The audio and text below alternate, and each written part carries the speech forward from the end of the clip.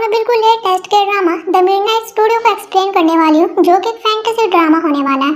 तो एपिसोड 1 के स्टार्टिंग में हम अपनी स्टोरी के मेन लीड को देखते हैं, जिसका नाम सीओ कीजू होता है, जो कि एक फोटो स्टूडियो चलाता है। लेकिन ये कोई आम फोटो स्टूडियो नहीं होता है, बल्कि ये फोटो स्टूडियो स्पेशली भूतों के लिए बना है। तभी वहाँ पर एक कस्टमर आता है, जो कि एक भूत होता है। कीजू उसकी फोटो लेता है और उसकी फोटो को वॉल पर लगा देता है, और वहाँ पर बहुत सारे लोगों की फोटो होती है। और कीजू बताता है कि इस फोटो स्टूडियो में उन भूतों की मेमोरी को कैप्चर किया जाता है, जो कि जीते जी अपनी मेमोरी को कैद नहीं कर पाई थी। फिर हमें इस फोटो स्टूडियो के बारे में बताया जाता है कि हजारों सालों से लोग इस स्टूडियो को द मिडनाइट स्टूडियो के नाम से जानते हैं, और ये स्टूडियो लिविंग और डेथ के बीच में बना हुआ है। और डेथ पाथ पर चलने वाले जो लोग होते हैं, उनमें से कुछ लोग इस फोटो स्टूडियो से अट्रैक्ट हो जाते हैं, लेकिन उनके लिए इस फोटो स्टूडियो तक पहुंचना आसान नहीं है। इसके लिए उन्हें काफ़ी मुश्किलों का सामना करना पड़ता है, जो कि हमें दिखाया भी जाता है। एक लेडी उसी फोटो स्टूडियो की तरफ आ रही होती है, लेकिन उसे काफ़ी मुश्किलों का सामना करना पड़ता है, और वह जैसे कैसे उस फोटो स्टूडियो में पहुंच भी जाती है। साथ ही में बताया जाता है कि एक बार एक इंसान उस फोटो स्टूडियो को दूर से देख रहा होता है, हालांकि वहाँ पर इंसानों का आना अलाउड नहीं होता। और उस इंसान को पता था कि उस फोटो स्टूडियो का गार्डियन कितना ज़्यादा खतरनाक है, लेकिन वो फिर भी उस फोटो स्टूडियो के कैमरा को चोरी करने की कोशिश करता है, क्योंकि इस कैमरा की एक खासियत होती है कि इससे सिर्फ फोटो ही नहीं खींची जाती, बल्कि मरे हुए लोगों को जिंदा भी किया जा सकता है। और इसी वजह से वो कैमरा चोरी करने के लिए आया था। लेकिन उस कैमरा को प्रोटेक्ट करने के लिए वहाँ पर उस कैमरा का गार्डियन आ जाता है, जो कि सच में काफ़ी खतरनाक होता है। और वो कैमरा को प्रोटेक्ट करने की कोशिश करता है, लेकिन वो इंसान कैमरा को चोरी करके वहाँ से भाग जाता है, और वो अपने घर आता है। और उसका बेटा मरने ही वाला होता है। वो अपने बेटे को उस कैमरा को टच करने के लिए कह रहा होता है, और कहता है, तुम्हें जिंदा करने के लिए इस कैमरा को मैं पाताल लोक से लेकर आया हूँ, मैं तुम्हें मरने नहीं दे सकता। और तभी वहाँ पर उस कैमरा का गार्डियन आ जाता है और कहता है, तुमने ये बिल्कुल ठीक नहीं किया। तो वो आदमी उसके पैरों में पड़ जाता है और कहता है, हाँ मुझे पता है कि मैंने गलती की है, तुम मुझे मार सकते हो, लेकिन प्लीज मेरे बेटे को जिंदा कर दो। फिर चाहे तुम उसे उतने साल तक जिंदा रखो जितनी कि अब मेरी एज है, और उस आदमी की एज 35 होती है। तो गार्डियन कहता है, लेकिन ऐसा करने पर तुम्हारा बेटा या आगे इसके जितने भी वंशज होंगे, सबका अंत एक ही जैसा होगा, यानी कि सबकी शॉर्ट लाइफ होने वाली है। तो वो कहता है, मुझे इससे फर्क नहीं पड़ता, बस तुम मेरे बेटे को जिंदा कर दो। तो गार्डियन भी उसके बेटे को जिंदा कर देता है। फिर हम एक सीन में देखते हैं कि एक लड़का और एक लड़की एक दूसरे के आमने सामने खड़े होते हैं, लेकिन इसी के साथ इस सीन को यहीं पर कट कर दिया जाता है। फिर सीन शिफ्ट होता है और हम कीजू यानी कि अपनी स्टोरी के मेन लीड को एक चर्च में देखते हैं। वहाँ पर उसके साथ एक लड़का होता है, जिसका नाम संगू होता है, लेकिन वो कोई आम लड़का नहीं, बल्कि एक भूत होता है। और कीजू की पावर होती है कि वो भूतों को देख सकता है, और संगू को सिर्फ वही देख पा रहा होता है। वहाँ पर जितने भी लोग होते हैं, कोई भी संगू को नहीं देख पा रहे होते हैं। और संगू से कह रहा होता है कि स्टूडियो में विजिटर्स तुम्हारा वेट कर रहे हैं, लेकिन वो कहता है कि मुझे सोने दो। और तभी वहाँ पर एक दूसरा भूत आता है, जो कि कीजू को उठा लेता है। और संगू कीजू को कहता है कि तुम कोई स्टूडियो की एम्प्लॉय नहीं हो, बल्कि तुम स्टूडियो के ओनर हो, तो तुम्हें खुद ही वहाँ पर चले जाना चाहिए था। और वो भूत उसे उठाकर वहाँ से ले जाता है, और यह सब कुछ देखकर वहाँ पर जितने भी लोग होते हैं, वो काफ़ी चौंक जाते हैं। फिर वो कीजू को स्टूडियो लेकर आते हैं और उसे दूल्हे के गेटअप में रेडी करते हैं, क्योंकि वहाँ पर एक लड़की भूत आई हुई होती है, जिसकी लास्ट विश ये होती है कि वो अपने दूल्हे के साथ किस करते हुए फोटो लेना चाहती है। और ये काम कीजू को उसके साथ करना होता है, लेकिन कीजू काफ़ी डरा हुआ होता है, और वो संगू कहता है कि मैं नहीं कर सकता। तो संगू कहता है कि बेचारी ये लड़की किसी लड़के का हाथ पकड़े बिना ही मर गई, तो इसकी लास्ट विश है कि इस तरह से फोटो खिंचवाना चाहती है, तो तुम इसके लिए इतना तो कर ही सकते हो ना। तो कीजू कहता है कि ठीक है, मैं कोशिश करूँगा। और वो उसे किस करने की कोशिश करता है, लेकिन उसका भयानक रूप देखकर कीजू तो डर ही जाता है और उसे दूर कर देता है कि मैं नहीं कर सकता। तो उस भूत को काफ़ी गुस्सा आता है। पहले तो वो कीजू को स्लैप करती है, और फिर उसका गला पकड़ लेती है और कहती है, तुम्हें तो मैं बर्बाद कर दूंगी। उसे काफ़ी बुरी तरह से मारने लगती है, लेकिन तभी दूसरा भूत अपनी पावर का यूज़ करता है और उस लड़की भूत को वहाँ से भगा देता है। फिर सीन शिफ्ट होता है और हम कैंग सुमी की लो फिल्म को देखते हैं। वहाँ पर हमारी स्टोरी की फीमेल लीड होती है, जिसका नाम हान बॉम होता है। और वहाँ पर एक आदमी आया हुआ होता है अपने केस से रिलेटेड बात करने के लिए, लेकिन वो हान बॉम को सुमी समझ लेता है और उसे सुमी समझकर ही बात कर रहा होता है, और उसे अपने केस के बारे में बताता है और कहता है कि एक लड़की ने मेरे ऊपर गलत इल्जाम लगाया कि मैंने उसे गलत तरीके से टच किया, लेकिन मैंने ऐसा कुछ भी नहीं किया। लेकिन हान बॉम उल्टा उसे इंटरोगेट करने लगते हैं और पूछने लगते हैं, क्या तुम सच कह रहे हो, कहीं तुमने उसे इस तरह से टच तो नहीं किया। तो आदमी कहता है कि तुम ये कैसी बातें कर रही हो, कैंग सुमी, तुम्हें मेरी हेल्प करनी चाहिए, ना कि उल्टा मुझे इंटरोगेशन करनी चाहिए। तो होन बैम कहते हैं, मैंने कब कहा कि मैं सुमी हूँ, मैं तो यहाँ पर पार्ट टाइम टाइम एम्प्लॉई हूँ, सुमी तो मेरी सीनियर है। और तभी वहाँ पर सुमी आ जाती है और उस आदमी को काफी गुस्सा आ जाता है और वो गुस्से में वहाँ से चला जाता है। तो सुमी हानबम को कहती है कि तुम मेरे क्लाइंट के साथ ऐसा कैसे कर सकती हो।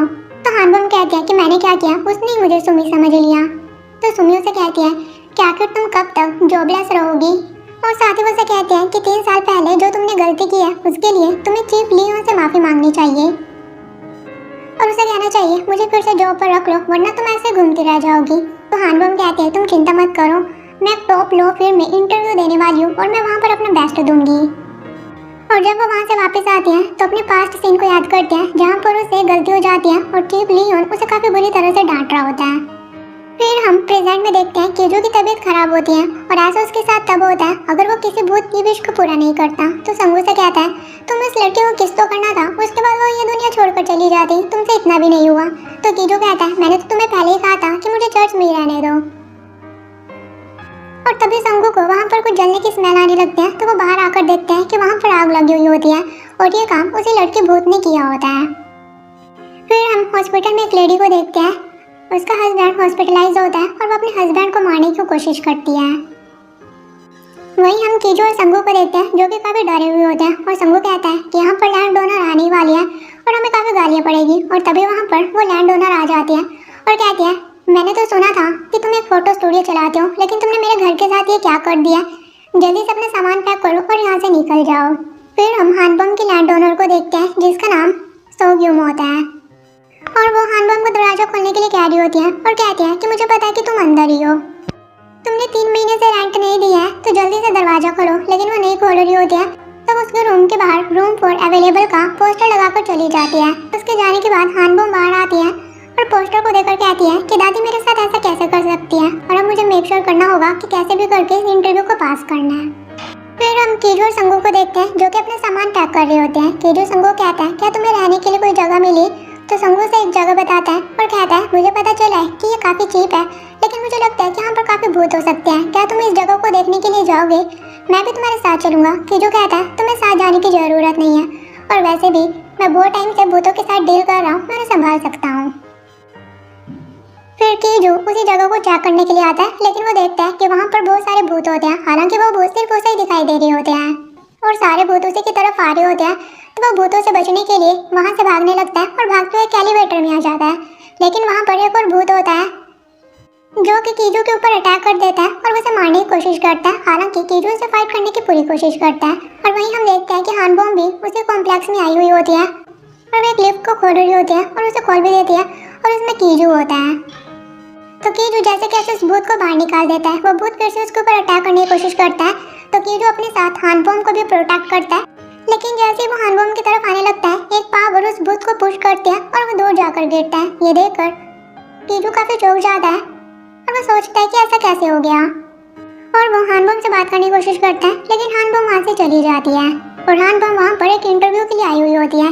लेकिन तभी उसके पास सुमी का मैसेज आ जाता है और उसे एक केस के बारे में बताती है कि एक लड़की के हस्बैंड की डेथ हो चुकी है और वो लड़की कह रही है कि मैंने ही अपने हस्बैंड को मारा है और वो अटॉर्नी लेने के लिए भी मना कर रही है। लेकिन मुझे लगता है कि उस लड़की ने अपने हस्बैंड को नहीं मारा है, तो मुझे तुम्हारे ऊपर यकीन है कि तुम इस केस को सॉल्व कर सकती हो। फिर हम केजू को संगू के साथ एक फूड स्टॉल पर देखते हैं और उस फूड स्टॉल को सोग्युम रन करती है और केजू संगू कह रहा होता है कि वो जगह तो रहने के लिए बिल्कुल भी अच्छी नहीं है, वो तो भूतों से भरी हुई है और मैं तो वहाँ पर मरते मरते बच गया था और बाकी जगह बहुत ज़्यादा एक्सपेंसिव है, मुझे सिर्फ 105 दिनों के लिए रहने के लिए जगह चाहिए, तो इतना एक्सपेंसिव हम अफोर्ड नहीं कर सकते। और सोग्युम उनकी बातें सुन रही होती है और उन्हें कहती है कि मेरे पास एक सजेशन है।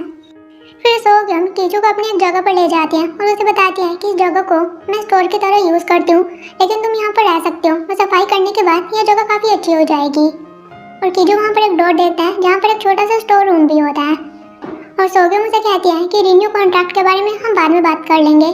लेकिन केजू कहता है कि इसकी ज़रूरत नहीं है क्योंकि मुझे सिर्फ यहाँ पर 105 दिनों के लिए रहना है। तो सोग्युम कहती है पहले यहाँ पर आ तो जाओ, वो तुम बाद में डिसाइड करना कि तुम्हें यहाँ पर कब तक रहना है। फिर हम हानबम को पुलिस स्टेशन में देखते हैं जो कि उसी लड़की से मिलने के लिए आई होती है जो कह रही होती है कि मैंने अपने हस्बैंड को मारा है और उसका नाम बोरा होता है। और बोरा हानबम को देखकर काफ़ी गुस्सा करती है और कहती है कि मैंने कहा ना कि मुझे किसी अटॉर्नी की ज़रूरत नहीं है, मैंने ही अपने हस्बैंड को मारा है क्योंकि मैंने बहुत सारा लोन लिया हुआ था और मैं कर्जे में डूबी हुई थी, तो उसे मारने के अलावा मेरे पास कोई और ऑप्शन नहीं था। तो हानबम उसे कहती है तुम्हें पता भी है कि तुम्हें बचाने के लिए मैं अपना इंटरव्यू छोड़कर आई हूँ, तो तुम्हें नहीं लगता कि तुम्हें मुझे सब कुछ सच बताना चाहिए? फिर हम कीजू और संगू को देखते हैं जो कि अपना सारा सामान लेकर उसी जगह पर शिफ्ट हो जाते हैं और कीजू अपने सामान में एक मिसिंग लड़के की फोटो देखते हैं जिसका नाम कीवोन होता है और कीवोन कीजू का अंकल होता है जिसकी एज 35 होती है। तभी वहाँ पर दूसरा भूत आता है और कहता है कि स्टूडियो ओपन करने के लिए रेडी हो चुका है। फिर कीजू स्टूडियो को ओपन करने के लिए जाता है और साथ ही हमें बताया जा रहा होता है कि अपने बेटे को बचाने के लिए उसे जो कीमत चुकानी पड़ी वो एक फोटो स्टूडियो था, यानी कि कीजू उसी फैमिली का वंशज होता है जिसने कि स्टार्टिंग में अपने बेटे को बचाने के लिए कैमरा का यूज किया था। और फिर कीजू फोटो स्टूडियो को ओपन करता है और हमें बताया जाता है कि स्टूडियो को हजारों सालों से याहान स्टूडियो और द मिडनाइट स्टूडियो कहा जाता है क्योंकि स्टूडियो को आधी रात को ही खोला जाता है। और कीजू बता रहा होता है कि फोटो स्टूडियो उसे अपने फैमिली बिजनेस के विरासत में मिला है और इस फोटो स्टूडियो को स्टूडियो का ओनर ही ओपन कर सकता है जो स्टूडियो भूतों के लिए बना है। और हम देखते हैं कि फोटो स्टूडियो बहुत ही ज्यादा शानदार होता है। फिर हम डेथ पाथ पर लोगों को देखते हैं और उनमें से एक लड़का फोटो स्टूडियो की तरफ अट्रैक्ट हो जाता है और वह स्टूडियो की तरफ भागने लगता है। हालांकि उसे काफी मुश्किलों का सामना करना पड़ता है, लेकिन वो जैसे कैसे फोटो स्टूडियो के गेट को ओपन करता है और सीधा ही कीजू के फोटो स्टूडियो में पहुंच जाता है और वो तीनों वहाँ पर उसका वेलकम करते हैं। और कीजू से कहता है कि photo studio living and death के बीच में है और हम आपकी लास्ट फोटो ले सकते हैं जिसके साथ भी आप लेना चाहते हो, तो हमें बताइए कि आप किस मेमोरी को कैप्चर करना चाहते हो। तो वो लड़का कहता है कि प्लीज मेरी वाइफ को बचा लीजिए और हम देखते हैं कि उसकी वाइफ कोई और नहीं बल्कि बोरा ही होती है। अभी पुलिस स्टेशन में घोस्ट पहुंच जाता है जो कि अपनी पावर का यूज करके बोरा की केस फाइल को निकाल कर फोटो स्टूडियो लेकर आता है। तो कीजू उस केस को स्टडी करता है और उसे पता चलता है कि बोरा ने अपने हस्बैंड को मारा है। तो वो सियोंग को कहता है कि मैं फोटो स्टूडियो चलाता हूँ, मैं कोई अटॉर्नी नहीं हूँ और वैसे भी तुम्हारी वाइफ अरेस्ट हो चुकी है, तो इसमें अब हम क्या ही कर सकते हैं। अगर आपके पास उसे कोई मैसेज देने के लिए हो तो हम उसे फॉरवर्ड कर सकते हैं और वैसे भी कौन जानता है, क्या पता तुम अपनी वाइफ से रिवेंज लेना चाहते हो, कहीं उसे मार ना डालो। तो वो कहता है कि ऐसा नहीं है, मेरी वाइफ ने मुझे नहीं मारा है। वहीं हम हानबोम को देखते हैं जो किसी केस को देख रही होती है और देखती है कि सियोंग के पाँव पर जले के निशान होते हैं और बोरा अपने हस्बैंड की काफी केयर करती थी, लेकिन उसने उसे क्यों मारा होगा। फिर हम कीजू को देखते हैं जो कि अपने आदमियों के साथ अटॉर्नी बनकर पुलिस स्टेशन आता है और डिटेक्टिव को कहता है कि मैं बोरा का अटॉर्नी हूँ, मैं उसे मिलना चाहता हूँ। लेकिन डिटेक्टिव कहता है कि उसकी अटॉर्नी तो एक फीमेल है। लेकिन तभी संगू उसकी बॉडी के अंदर चला जाता है और फिर उसे बोरा से मिलवाने के लिए लेकर चला जाता है। लेकिन वो देखता है कि जहाँ पर बोरा होती है वहाँ पर बहुत सारे भूत होते हैं और कीजू डेरी को भूतों को निपटाने के लिए कहता है। फिर डेरी उन सभी भूतों से फाइट करता है और उन्हें वहाँ से गायब कर देता है। फिर कीजू बोरा के पास आता है और बोरा कहती है कि तुम कौन हो। तो कीजू कहता है तुम्हारा हस्बैंड सियोंग तुम्हारे साथ फोटो खिंचवाना चाहता है। तो बोरा कहती है तुम ये कैसी बातें कर रहे हो। तो कीजू से बताता है कि तुम अपने हस्बैंड को मारना चाहती थी, लेकिन तुम अपने हस्बैंड से इतना प्यार करती थी कि तुम ऐसा नहीं कर पाई और ये हमें दिखाया भी जाता है। और उसके रूम के जाने के बाद सियोंग अपनी आंखें खोलता है और उसे पता चल जाता है कि उसकी वाइफ उसे मारना चाहती थी और फिर उसे कार्डियक अरेस्ट आ जाता है जिसकी वजह से उसकी डेथ हुई थी। बोरा ने उसे नहीं मारा था। और वहीं प्रेजेंट में कीजू बोरा को कह रहा होता है कि तुम्हारा हस्बैंड तुमसे बहुत प्यार करता है और उसे फर्क नहीं पड़ता कि तुमने उसे मारने की कोशिश की थी या फिर नहीं। और हमें दिखाया भी जाता है कि सियोंग कीजू कह रहा होता है कि मेरी वाइफ ने मुझे नहीं मारा है और अगर उसने मुझे मारने की कोशिश भी की है मुझे इससे फर्क नहीं पड़ता, मैं बस इतना चाहता हूँ कि मेरी वाइफ हमेशा ही खुश रहे। और वहीं प्रेजेंट में कीजू बोरा को कहता है कि तुम्हारे हस्बैंड की लास्ट मेमोरी यही है कि तुम उसे मारना चाहती थी, तो क्या तुम ऐसे ही चाहती हो कि उसकी लास्ट मेमोरी यही बनी रहे।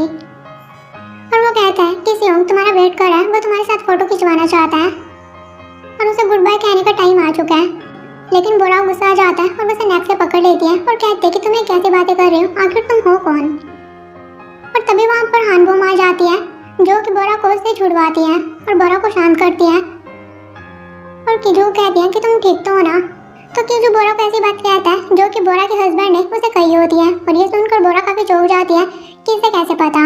और कीजू उसे अपना बिजनेस कार्ड देता है और कहता है कि सियोंग तुम्हारा वेट कर रहा है और हमारे विजिटर्स के पास इतना टाइम नहीं होता, तो अगर तुम्हारा मन बने तो यहाँ पर आ जाना। ये बोलकर कीजू वहाँ से चला जाता है और बोरा वहाँ पर जोर जोर से रोने लगती है। फिर हानबोम उसे उसके हस्बैंड के पैरों की फोटो दिखाती है जहाँ पर उसके पाँव में सॉक्स होते हैं और वो कहती है कि तुम अपने हस्बैंड को काफी प्यार करती थी और तुम्हें उसकी इतनी केयर थी कि तुम उससे खुद ही सॉक्स पहनाती थी क्योंकि तुम नहीं चाहती थी कि उसके स्कार को कोई भी देखे। तो इतना प्यार करने के बाद तुम उसे नहीं मार सकती। तो बोरा उसे कहती है कि मेरे ऊपर बहुत सारा कर्जा था, मैं कर्जे में पूरी तरह से डूबी हुई थी और मैं अपने हस्बैंड को मारना चाहती थी, लेकिन उसके बाद खुद भी मर जाना चाहती थी, लेकिन मैं ऐसा नहीं कर पाई। मैंने जो करने की कोशिश की है उसी की वजह से मेरे हस्बैंड की डेथ हुई है। बोरा कहती है तुमने अपने हस्बैंड को नहीं मारा है, तुम्हारी कोई भी गलती नहीं है और अब तुम्हें अपने ऊपर ध्यान देना चाहिए क्योंकि तुम्हारा हस्बैंड भी तुम्हें इस हालत में नहीं देखना चाहता। फिर हम बोरा को देखते हैं जो कि उसी फोटो स्टूडियो में आती है और वहाँ पर अपने हस्बैंड को देखकर बहुत ही ज़्यादा इमोशनल हो जाती है और उसे हक करती है और कहते हैं कि मुझे माफ़ कर दो, एक टाइम के लिए मेरा दिमाग बहुत ज़्यादा ख़राब हो गया था लेकिन मैं बहुत ज़्यादा थक चुकी थी। तो सियोंग कहता है तुम किस बारे में बात कर रही हो, मुझे तो अब कुछ भी याद नहीं है और तुम चिंता मत करो, मैं बिल्कुल ठीक हूँ। उसके बाद उनके लिए वहाँ पर खाना लेकर आया जाता है और साथ ही वो अपने पास्ट मोमेंट को भी याद करते हैं कि वो साथ में कितना खुश थे। फिर वो दोनों साथ में फ़ोटो खिंचवाने के लिए बैठते हैं और कीजू उन्हें कहता है कि तुम दोनों की लास्ट फ़ोटो होने वाली है। फिर कीजू उनकी फ़ोटो लेता है और सियोंग बोरा को कहता है कि तुमने मेरी लाइफ को बहुत ही ज़्यादा खूबसूरत बनाया है और मुझे पता है कि तुम डेली हॉस्पिटल में मेरे सॉक्स भी चेंज किया करती थी, उसके लिए थैंक यू। और साथ ही वो कहता है मैं तुमसे बहुत प्यार करता हूँ। तो बोरा कहती है मैं भी तुमसे बहुत प्यार करती हूँ। तो सियोंग कहता है कि अब गुड बाय कहने का टाइम आ चुका है और फिर सियोंग वहाँ से गायब हो जाता है और बोरा अपनी और सियोंग की फोटो को देखकर बहुत ज़्यादा इमोशनल हो जाती है और वो जोर जोर से रोने लगती है। फिर हम हान बम को देखते हैं और वो कहते हैं कि चलो कम से कम बोरा के केस को सॉल्व करके मैंने कुछ तो अचीव किया। फिर वो अपने रूम को खोलने की कोशिश करते हैं लेकिन उसका पासकोड ओपन ही नहीं होता और वो देखते हैं कि उसका सारा सामान रूम के बाहर होता है और कहते हैं कि लैंड ओनर मेरे साथ ऐसा कैसे कर सकती है। फिर उसकी नज़र नीचे पड़ती है और वहीं पर कीजू का फोटो स्टूडियो होता है और वो सोचती है कि कल तक तो यहाँ पर कुछ भी नहीं था। तो वो नीचे आती है और स्टूडियो के अंदर चली जाती है। वहीं कीजू कैलेंडर में डेज काउंट कर रहा होता है और साथ ही वो वॉल पर फोटो लगाता है और फोटो लगाते हुए कहता है कि इस फोटो स्टूडियो का एक अभिशाप है। इस फोटो स्टूडियो के जितने भी फोटोग्राफर रहे हैं कोई भी 35 साल से ज़्यादा नहीं जी पाए हैं, यानी कि उनकी काफ़ी शॉर्ट लाइफ होती है। और वही हान बम उस फोटो स्टूडियो के गेट को खोलकर अंदर आ जाती है और अंदर आकर वो काफ़ी ज़्यादा चौंक जाती है। कितनी शानदार जगह मैंने पहले कभी भी नहीं देखी है। और तभी वहाँ पर कीजू आ जाता है। वो दोनों एक दूसरे की तरफ देखते हैं और यह वही सीन होता है जो कि हमने स्टार्टिंग में भी देखा था। और कीजू से देखकर काफ़ी चौंक जाता है। हान बम उसे कहते हैं कि कौन सी जगह है। कीजू से कहता है क्या तुम मर चुकी हो। और इसी के साथ ही एपिसोड खत्म हो जाता है। सो गाइस हम मिलेंगे नेक्स्ट एपिसोड के साथ। Till then take care, bye bye.